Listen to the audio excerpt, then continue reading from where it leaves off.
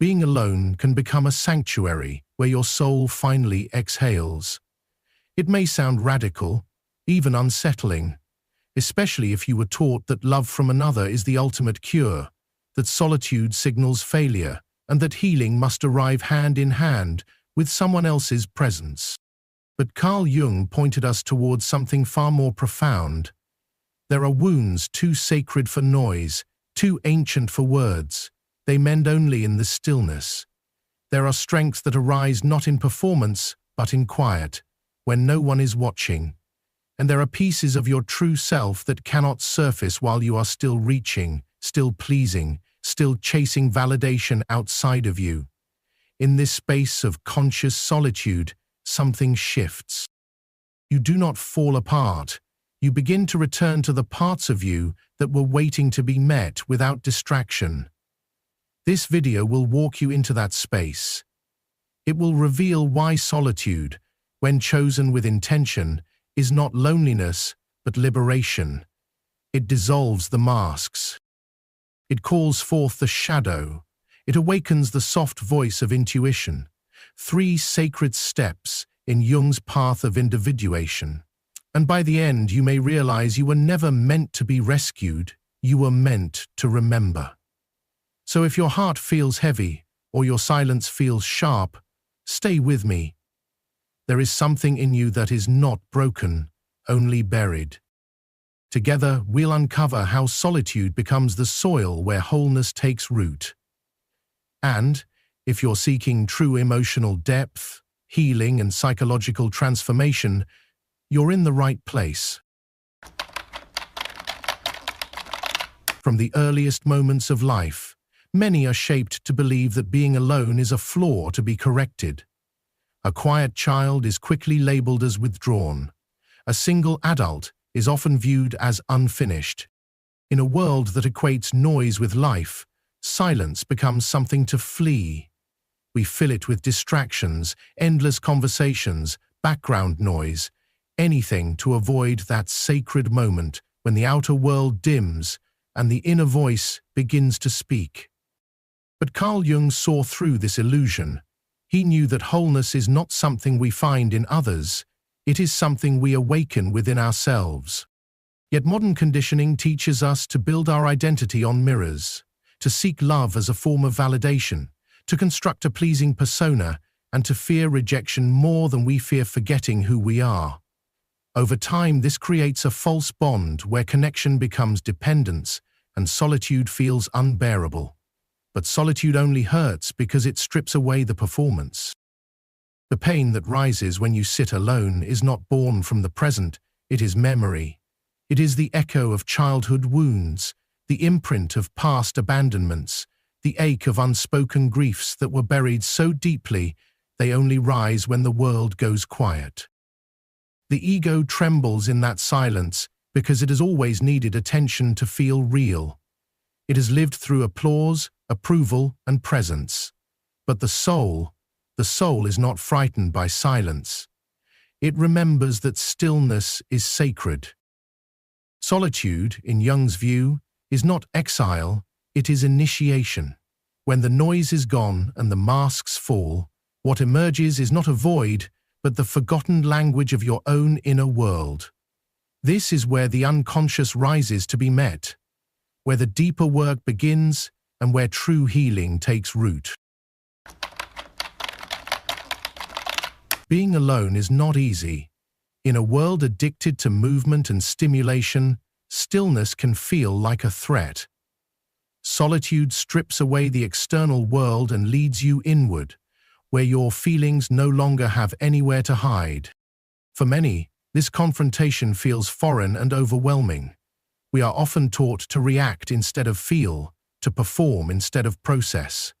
But this is exactly where the alchemy of healing begins. The unease you feel in silence is not punishment. It is an invitation. Carl Jung called this the beginning of individuation, the sacred journey of returning to your essence. In that stillness, you begin to see not what others expected of you, but who you've always been beneath the noise. And at first, what you meet there may feel like emptiness, a hollow space. But do not fear that void. It is not lifeless. It is the pause before rebirth.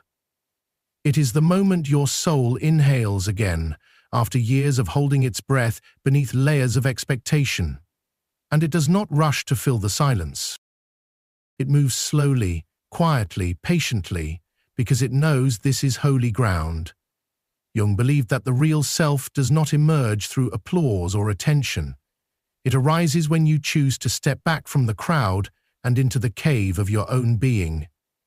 That cave may look like discomfort, but it is your place of transformation. This kind of withdrawal is not an escape, it is an act of courage. It is you standing at the threshold and whispering to the unconscious, "I am ready, ready to feel, ready to see, ready to heal." And in that moment, the persona begins to dissolve. The performance ends, the spotlight dims. What remains is real. And what is real is not loud or dramatic. It is profound, subtle, and enduring. Stillness is not absence. It is the soul preparing to speak, and when it does, it will not shout. It will whisper truths you had long forgotten, but deeply needed to remember. At first, this moment of solitude can feel disorienting. You may not even recognize the person staring back at you without the routines that shaped your days, the roles that once defined your worth, or the relationships that reflected your identity back to you. But this unfamiliarity is not a mistake. It is a threshold, the beginning of something ancient and deeply sacred. The truth is, your authentic self has always lived beneath the surface, waiting patiently for your attention.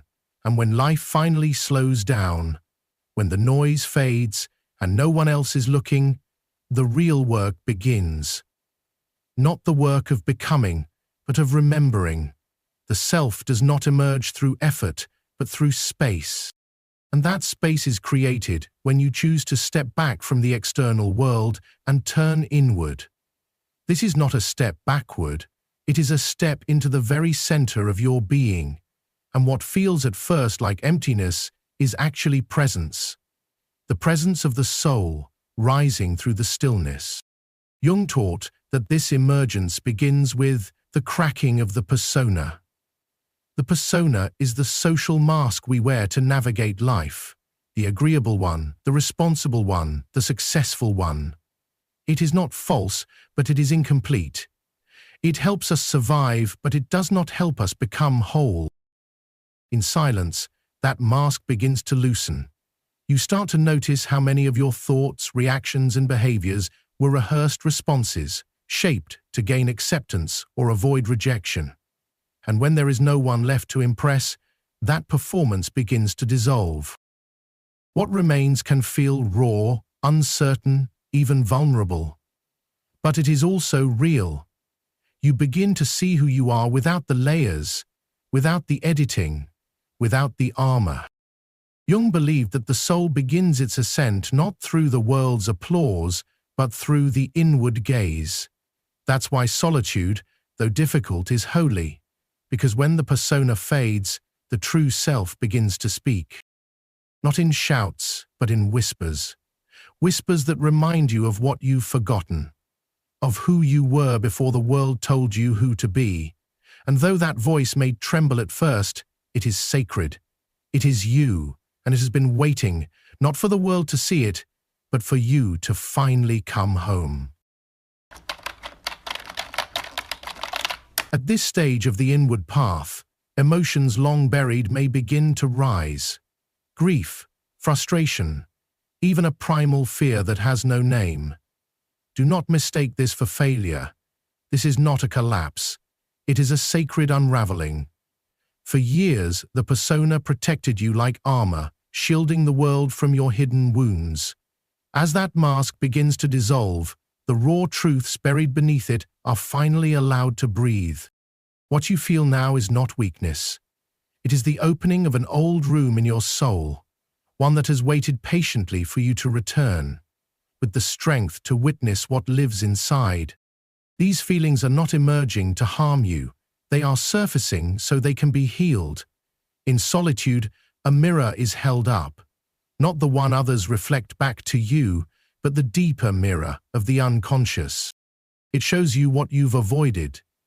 In Jungian psychology, this is known as the shadow, the container for every piece of yourself that was once deemed too much, too sensitive, too broken to be accepted.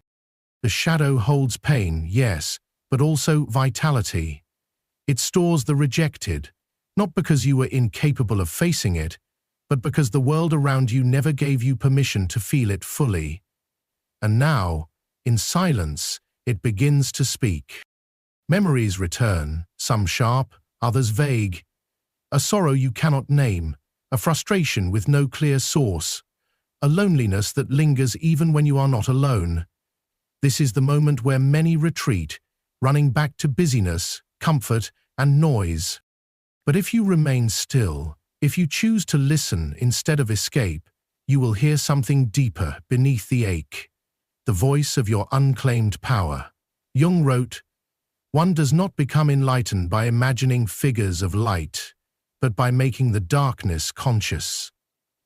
That is what is happening now. You are not being broken, you are being reshaped. It will not be easy. There will be moments you question your strength, moments where you feel lost inside yourself. But this is not the end. This is the sacred middle, the dark night before the rising dawn. This is the moment your soul decides whether to repeat or to rise. And if you stay, if you meet your shadow instead of fleeing from it, you will not be consumed, you will be transformed. Because hidden behind the very pain you feared lies the blueprint of your awakening. And when your body finally senses safety, not as a performance, but as truth, it softens. Its defenses, once raised like armor against invisible battles, begin to fall. The breath deepens. The heart no longer beats in anticipation of a threat. And in that subtle stillness, something long buried begins to emerge. Not as noise, not as demand, but as a quiet pulse from the soul itself. It is not loud. It does not shout. It feels more like a sacred whisper, echoing gently from a place beyond thought. This is intuition, a knowing that arrives without reason, yet carries the weight of truth. It does not beg to be heard. It does not compete with the outer world. Instead, it waits for one thing, your willingness to listen. When life slows down, when the search for approval quiets, and when you are no longer seeking answers in someone else's eyes, you begin to feel a knowing that cannot be taught. Jung understood this as one of the 4 pillars of the psyche.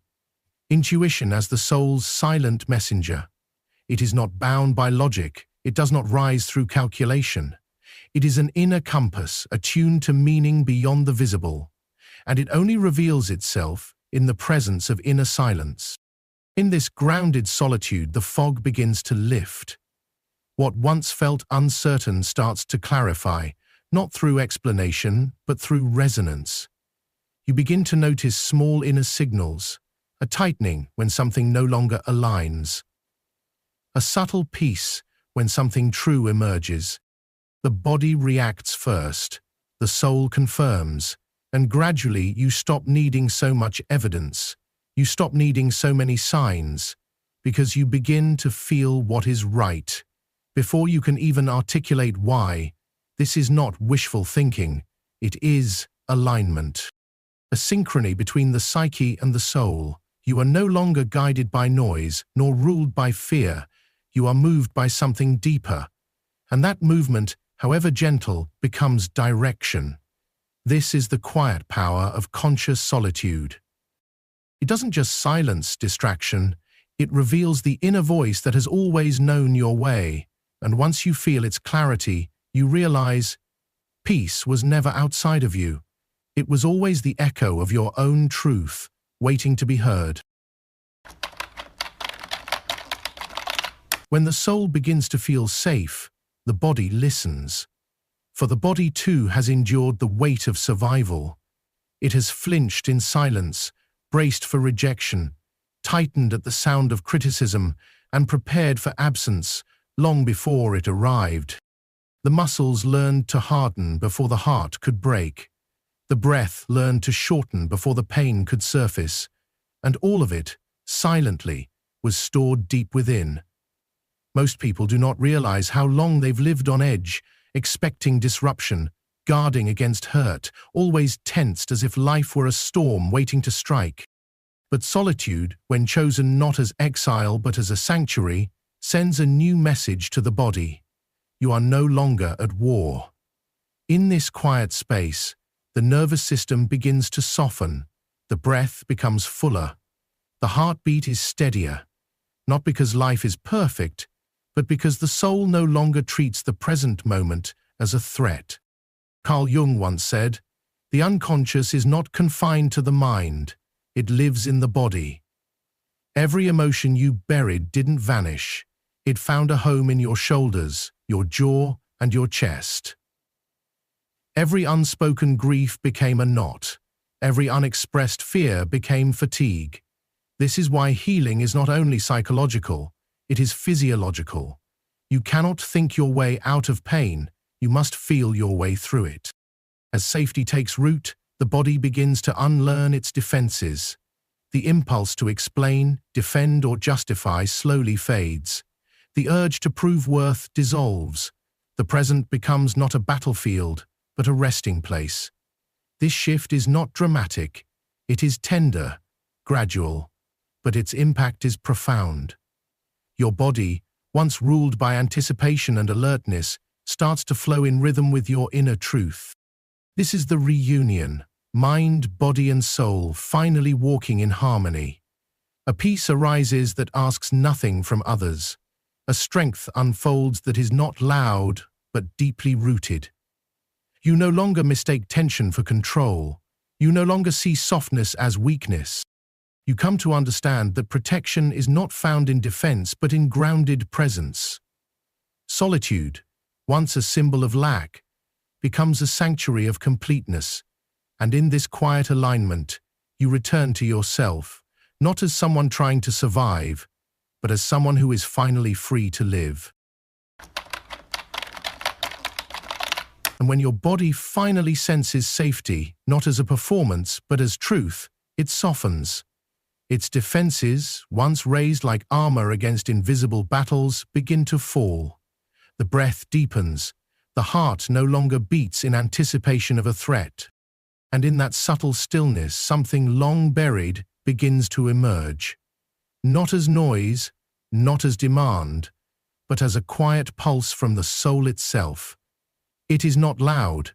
It does not shout. It feels more like a sacred whisper, echoing gently from a place beyond thought. This is intuition, a knowing that arrives without reason, yet carries the weight of truth. It does not beg to be heard. It does not compete with the outer world. Instead, it waits for one thing, your willingness to listen. When life slows down, when the search for approval quiets, and when you are no longer seeking answers in someone else's eyes, you begin to feel a knowing that cannot be taught. Jung understood this as one of the 4 pillars of the psyche. Intuition as the soul's silent messenger. It is not bound by logic. It does not rise through calculation. It is an inner compass attuned to meaning beyond the visible, and it only reveals itself in the presence of inner silence. In this grounded solitude, the fog begins to lift. What once felt uncertain starts to clarify, not through explanation, but through resonance. You begin to notice small inner signals, a tightening when something no longer aligns, a subtle peace when something true emerges. The body reacts first, the soul confirms, and gradually you stop needing so much evidence. You stop needing so many signs, because you begin to feel what is right. Before you can even articulate why, this is not wishful thinking, it is alignment. A synchrony between the psyche and the soul. You are no longer guided by noise, nor ruled by fear. You are moved by something deeper. And that movement, however gentle, becomes direction. This is the quiet power of conscious solitude. It doesn't just silence distraction, it reveals the inner voice that has always known your way, and once you feel its clarity, you realize peace was never outside of you. It was always the echo of your own truth, waiting to be heard. There comes a moment in solitude when the noise fades and something remarkable begins to rise, not from the world around you, but from the world within. It is subtle at first, a quiet sensation, like catching a glimpse of someone familiar in a dream. But as you sit more deeply in yourself, you begin to recognize this presence. It is not someone else, it is not a partner or a missing piece, it is your future self. And not the polished image you've tried to chase, not some idealized version sculpted by perfectionism, but the essence of who you were always meant to become. In Jungian psychology, this is the self, the symbol of totality, the central archetype of inner wholeness. The future self is not a distant finish line. It is the living reflection of your deepest alignment. It does not pull you forward with pressure. It walks beside you in silence. As your intuition awakens, your inner compass begins to point not outward for direction, but inward for resonance. The searching slows. You stop needing answers to feel safe. You stop waiting for signs to believe in your path. A gentle clarity takes root, and from that stillness, you begin to live differently. Not by force, but by frequency. The more connected you feel to this deeper presence within, the more your choices reflect it. You begin to say no without guilt. You hold your boundaries with grace. You stop justifying your needs or over-explaining your silence. You no longer shrink to be accepted or expand to be noticed. Your energy no longer reacts to the world, it begins to shape it. This is the quiet power of integration. You stop looking for love to fill a void. You begin to embody the love that wholeness brings. And in doing so, you naturally attract people, places, and paths that resonate with your true vibration, not as compensation for your wounds, but as reflections of your healing. You stop trying to belong everywhere and start realizing where you naturally fit. There is no need to prove yourself. Your presence becomes your message. The noise loses its grip. Old patterns lose their hold, not because you changed to please anyone, but because you stopped betraying who you truly are. This is not pride, it is spiritual integrity. You are not hardening, you are anchoring. You do not need applause. You have resonance, and that inner alignment becomes the magnetic field of your life. When your inner world transforms, the outer world begins to echo it, not by force, but by reflection. You are no longer dreaming of someone else. You are finally meeting yourself. This is the quiet alchemy of conscious solitude. It does not simply change how you feel on the inside. It subtly reshapes how the world meets you. You begin to realize that when you feel whole within, you no longer chase spaces to belong. Your presence no longer asks, it radiates, and what flows out begins to return in kind. As your energy becomes more balanced, your definition of love begins to shift as well. It no longer resembles a place of self-abandonment. Instead, it becomes a sacred exchange rooted in freedom. You stop seeking love to complete you. You become so complete within yourself that you can love without fear of losing your center. Solitude, when chosen with intention, teaches this profound lesson, that you are already enough without attaching your wholeness to another. That peace does not depend on who stays or leaves. That real love blooms only when you are no longer asking to be rescued by it. Carl Jung once observed that no true union can arise from dependency. When two souls meet from a place of centeredness, love becomes a shared path, not a prison. It does not demand compromise at the cost of your truth. It does not silence you to keep the peace. And once you've touched this level of wholeness, you begin to see the past with new eyes. The quiet sacrifices you once made in the name of love now feel foreign. Because when you are whole, your heart can no longer accept what once wounded it. This doesn't mean you're hardening, it means you love with honesty and presence. You love without losing yourself. You no longer wait to be noticed or twist your truth to be accepted. You show up whole, and you stay only where that wholeness is honored. This kind of love does not control or cling, it flows. And when it meets someone equally rooted, it creates a rare harmony. Two complete beings walking side by side, neither needing to shrink to make room for the other. This is what solitude prepares you for. A heart that knows how to hold love without being consumed by it. A soul that welcomes connection without depending on it for survival. Love, when it finally arrives, does not come searching for broken halves to mend. It finds someone who has already chosen to stay, through every season, with themselves. Now that you've witnessed the healing that conscious solitude offers, a new question arises. How do you protect this state in daily life? The answer is presence. And presence begins with a simple act of remembrance. A return to the peaceful self already alive within you. Jung called this practice active imagination, a living dialogue between your conscious mind and your unconscious depths. Unlike surface affirmations, this ritual connects you to the symbolic language of your soul. Here is how you begin. Find a quiet space. Breathe deeply. Repeat within. I am here. Not as a phrase, but as a reconnection. Then allow an image to rise, a version of you who already lives in peace. Let it move, speak, breathe. Ask, what did I release to become this? What must I still understand? Receive the response in silence. Then close with, I see you, and I walk toward you. This is not fantasy, it is integration.